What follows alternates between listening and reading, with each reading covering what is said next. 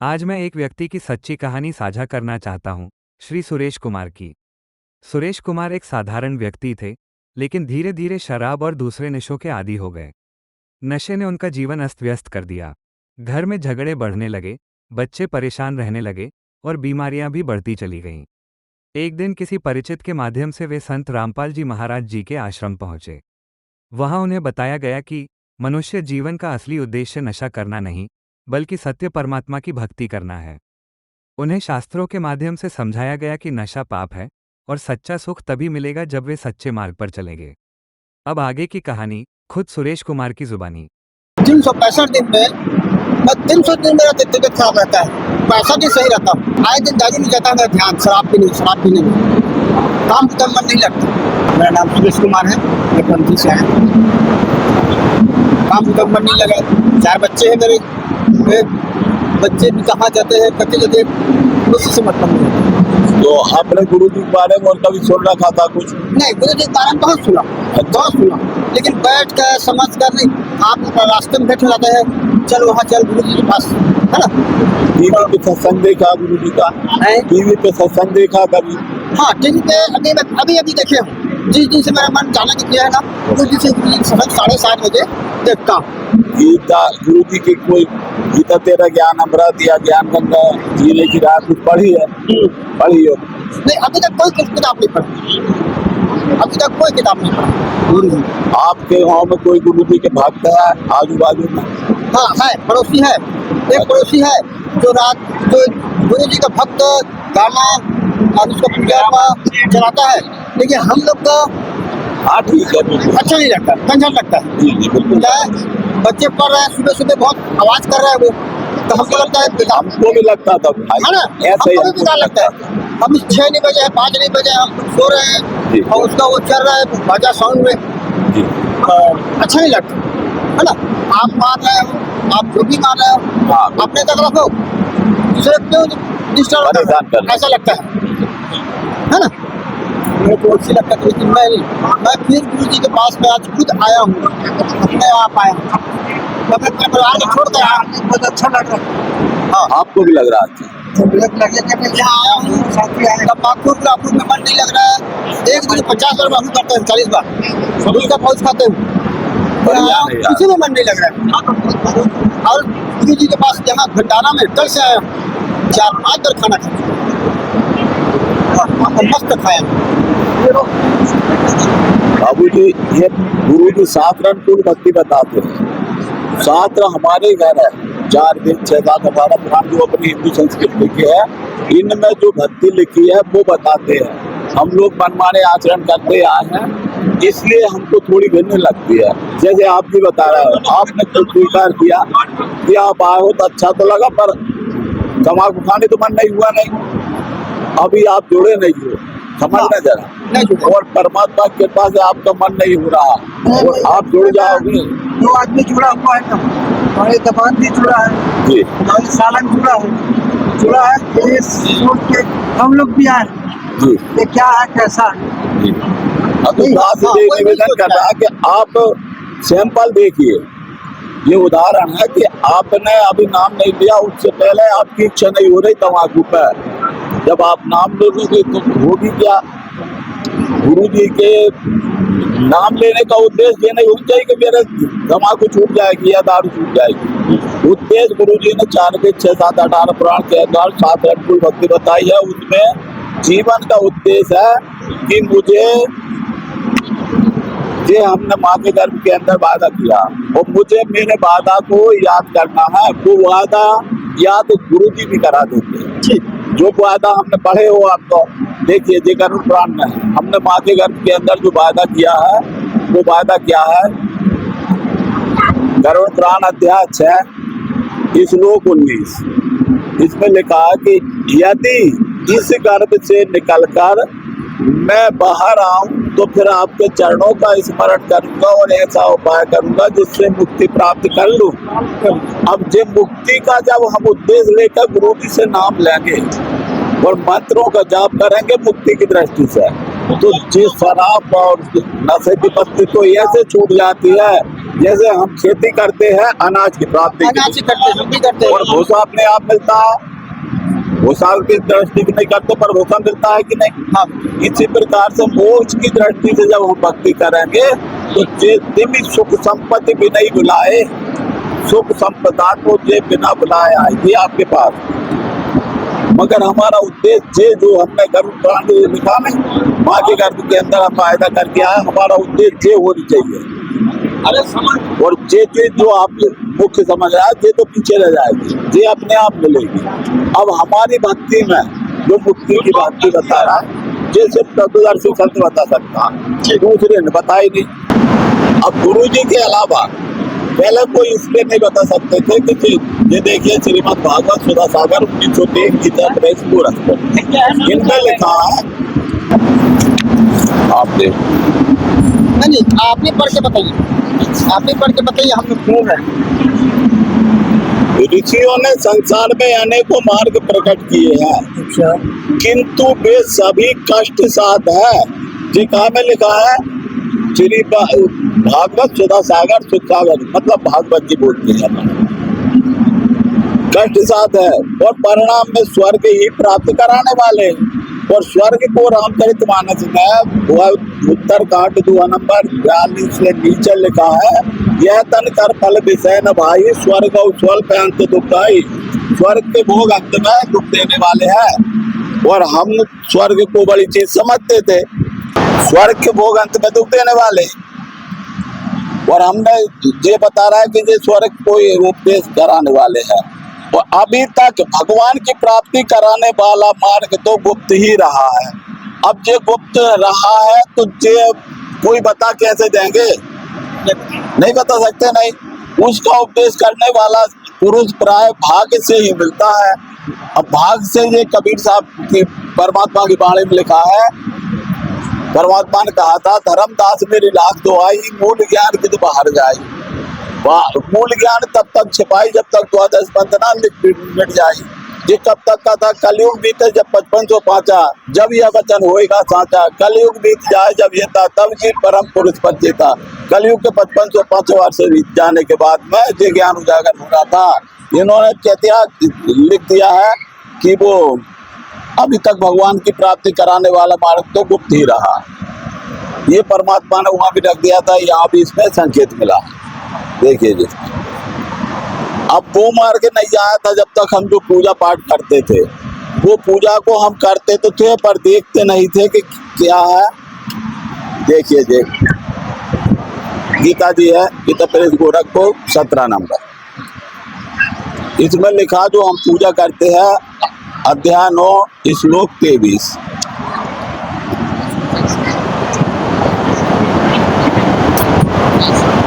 ये अर्जुन, यद्यपि श्रद्धा से युक्त जो सकाम भक्त दूसरे देवताओं को पूजते हैं, वे भी मुझको ही पूजते हैं, किंतु उनका वह पूजन अविधि पूर्वक अर्थात अज्ञान पूर्वक है। वह पूजा विधि में नहीं है और ज्ञान में नहीं है। अब विधि की पूजा नहीं करेंगे तो मोक्ष होगा कैसे? जब हमने माँ के गर्भ के अंदर वायदा करके आया है कि मैं पुनः संसार में न आया हूँ, ऐसा उपाय करूंगा, और ये अवधि पूर्वक हम पूजा कर रहा है। किसी धर्म गुरु ने हमको बताया नहीं कि ये पूजा विधि में नहीं है। गीता जी में ऐसा लिखा है। अब इसमें गुरु जी का तो कोई रोला ही नहीं है, गीता जी में ही जब लिखा है, क्योंकि देवता पूजने वाले देवते बनते ज्यादा। और उन्होंने बता दिया कि स्वर्ग प्राप्त होगा, और स्वर्ग में गया हुआ मनुष्य पीछे संसार में आता। फिर यही बात है, देख लीजिए गरुड़ पुराण, गरुड़ पुराण 14 से 16 नंबर के ग्रंथ है, गीता प्रेस गोरखपुर, इसके 16वें अध्याय का 98 श्लोक।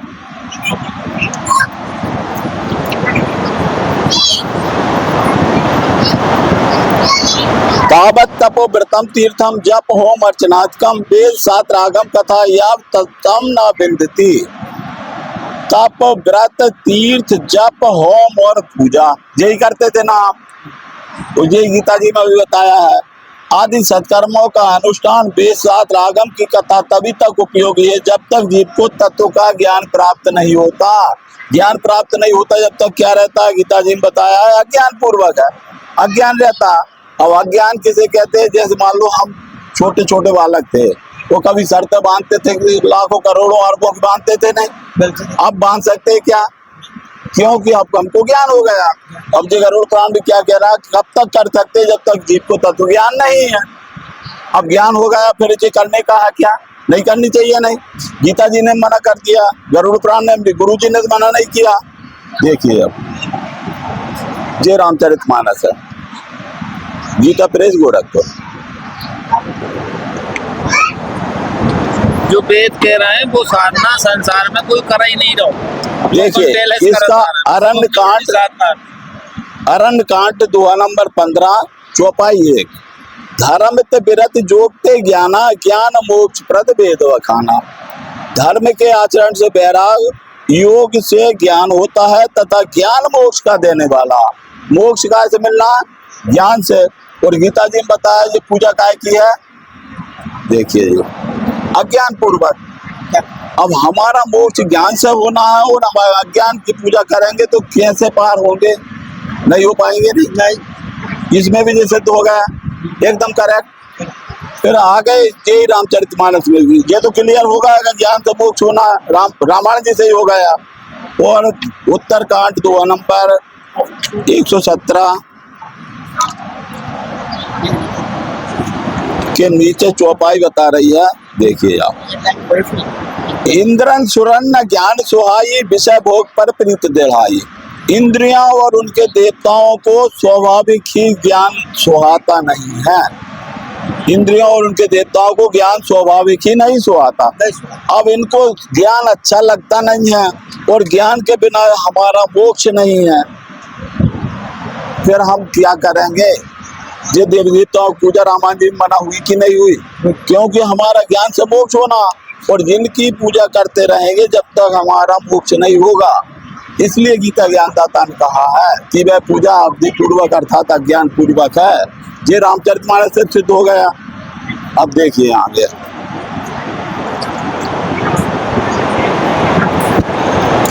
ये गरुड़ पुराण है, गीता प्रेस गोरखपुर 1189 नंबर। इसका धर्मकांड प्रेत कल्प का है 38 अध्याय का 11वां श्लोक। इसमें बताया कि देवता कभी काठ और पत्थर की शिला में नहीं रहते और हम वही पूजा करते। जब वहाँ देवता नहीं रहते तो हम पूजा करेंगे तो क्या लाभ मिलेगा, क्या लाभ। और देवता तो जैसे भागना की ओर दौड़ाते हैं, मोक्ष के उनको ज्ञान सुनाता नहीं है। ये भी मना हो गया। ये श्री भागवत सुधा सागर सुख सागर, गीता प्रेस गोरखपुर 1930 नंबर। इसके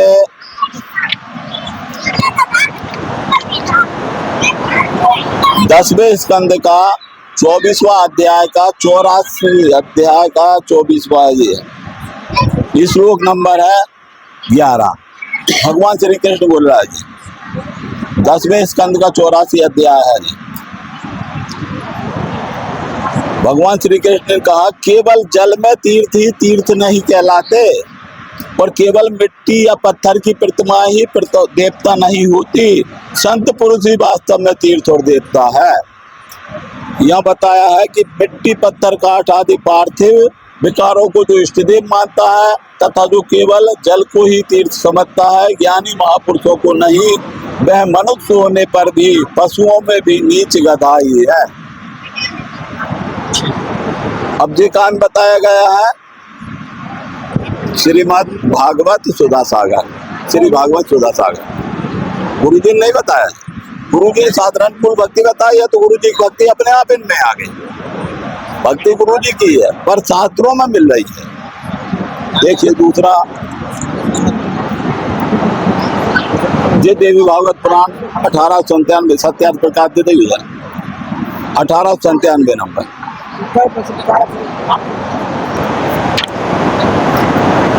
इसके सत्यार्थ प्रकाश, इसके 5वें स्कंद का 19वें अध्याय का 6वां श्लोक है। हे जननी, जो मनुष्य माया के गुणों से प्रभावित होकर ब्रह्मा विष्णु महेश चंद्रमा अग्नि यम वायु गणेश आदि प्रमुख देवताओं की स्तुति करते हैं वे अज्ञानी ही है। अब बताइए आप, जो गुरु जी तो नहीं कह रहा है, हम लोग तो नहीं कह रहा है, हम सिर्फ इन पुराणों को पढ़ रहा है गुरु जी की आज्ञा से। ये पुराणों को पढ़ना क्या दोष है? सत्य निकालना क्या दोष है?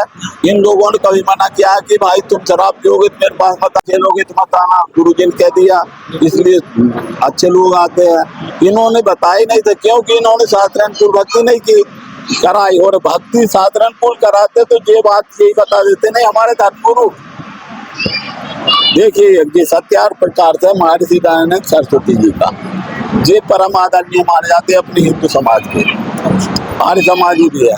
इन्होंने गुरु जी पे सबसे पहला केस इन्होंने स्टार्ट कराया था, और इनके इस सत्यार्थ प्रकाश को गुरु जी ने क्लियर कहा था भाई इसमें ऐसा लिखा है। देखिए आप जी इसमें क्या लिखा है।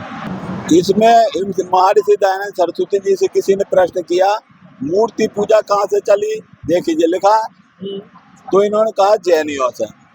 तो फिर इनसे पूछा कि जैनियों ने कहाँ से चलाई? तो इन्होंने बताया अपनी मूर्खता से। देखिए लिखा नहीं, अपनी मूर्खता से। क्या हम समझ सकते हैं कि ऐसा इसमें लिखा होगा?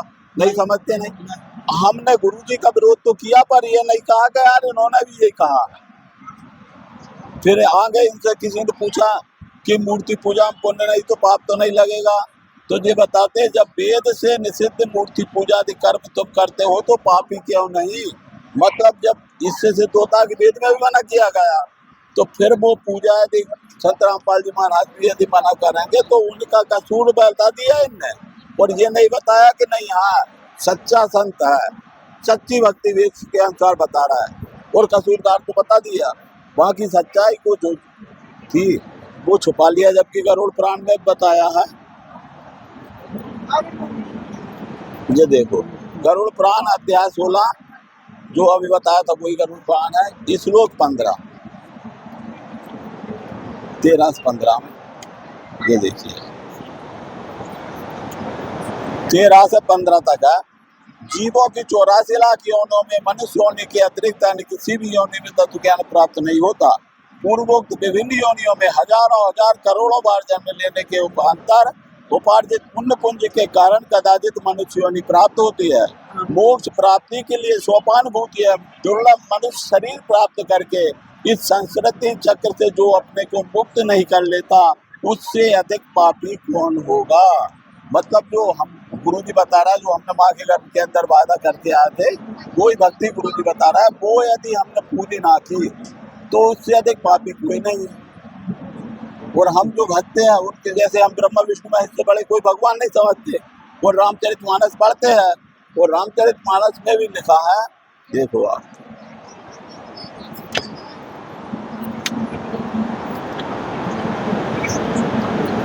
शंभु विरंच विष्णु भगवाना उपजय जासवंशते नाना। जिनके अंश से अनेकों शिव ब्रह्मा और विष्णु प्रकट होते, वो भगवान कौन है? जिनके बारे में लिखा कि प्रभु सुनिए आप सेवकों के लिए कल्पवृक्ष और कामधेनु है। आपके चरण की ब्रह्मा विष्णु शिव की भी वंदना करते। फिर जिनकी ब्रह्मा विष्णु महेश वंदना करते हैं उनकी वंदना हम करेंगे तो हम सनातनी होंगे कि नहीं? हम हिंदू होंगे कि नहीं? हमसे बड़ा हिंदू कौन होगा? जो ब्रह्मा विष्णु महेश को भी मान रहा है, और ब्रह्मा विष्णु महेश जिनकी वंदना कर रहा है उनको भी मान रहा है। अब ये लोग यदि ये कहते हैं कि नहीं इससे नहीं होगा, तो यही रामचरितमानस में लिखा है, देखिए आप